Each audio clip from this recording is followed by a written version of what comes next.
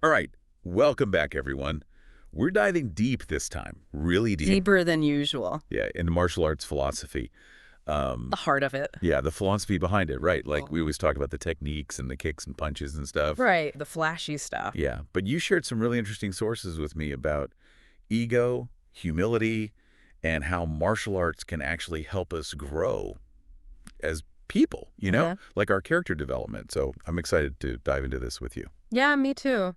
These sources, I think they offer a really unique perspective on how the principles of martial arts they can actually shape who we are, not just on the mat, but in every aspect of our lives. Okay, so one of the things that really jumped out at me when I was reading through this stuff was this whole idea of rank, right? Like belts and levels. Hmm. One source even mentioned that rank, it should represent your progress, obviously, but it shouldn't define you.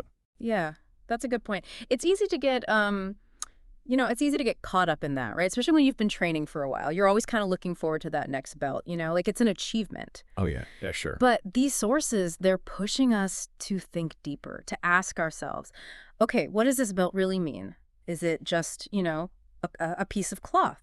Or does it really show how much I've grown, not just physically, but as a person, like Yeah, how I treat others, how I handle myself in the world, that kind of thing.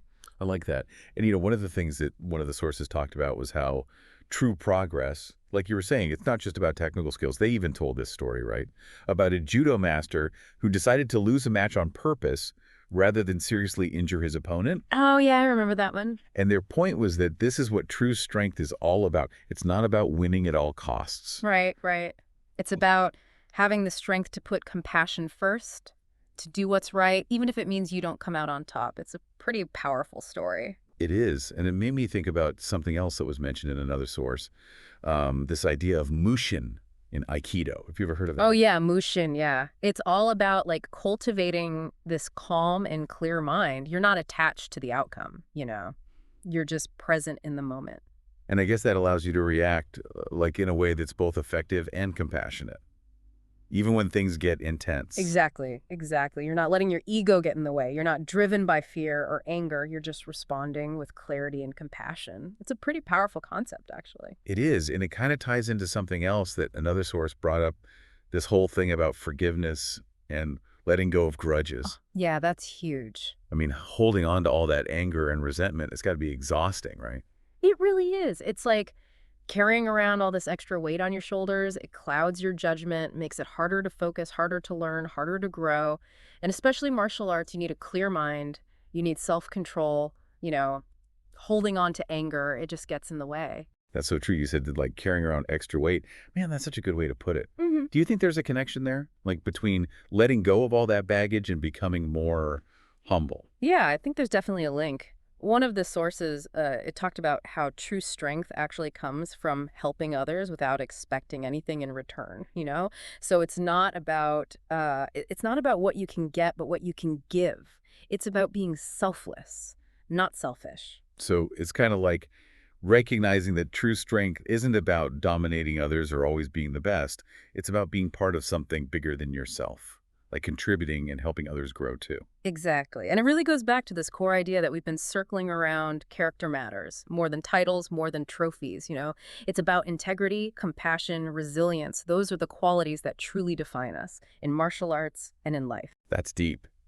So I'm curious, what happens when we mess up, right? Like we all stumble, we all get knocked down at some point. Mm. How do we deal with those setbacks in a way that aligns with, this martial arts philosophy we're talking about? Well, that's where the real growth happens. You've got to be able to learn from your mistakes, pick yourself up, and keep going. One of the sources even said that being humbled can actually be a really valuable experience. Yeah, it's like that saying, right? Fall down 7 times, stand up 8. Exactly. That's resilience, Yeah. that ability to bounce back, to face challenges head on and keep moving forward. And that's something we can all apply to our lives, right? Mhm. Not just in martial arts, but in everything we do. Absolutely. This stuff, it transcends the mat. It's about how we approach life, how we treat others, and how we deal with adversity. This has been such an eye-opening conversation. Hmm. What really stood out to you the most from all of this? For me, it's this focus on humility and service as the true markers of strength. It's a powerful reminder that the martial arts, it's not just about fighting or competition. It's a journey of self-discovery and personal growth. Right. It's about so much more than just the physical stuff. And I think that's something that anyone, even if they've never stepped foot in a martial arts studio, can really take away from this conversation. It's about cultivating a mindset that can help us navigate life's challenges, with more grace, more compassion, and more resilience.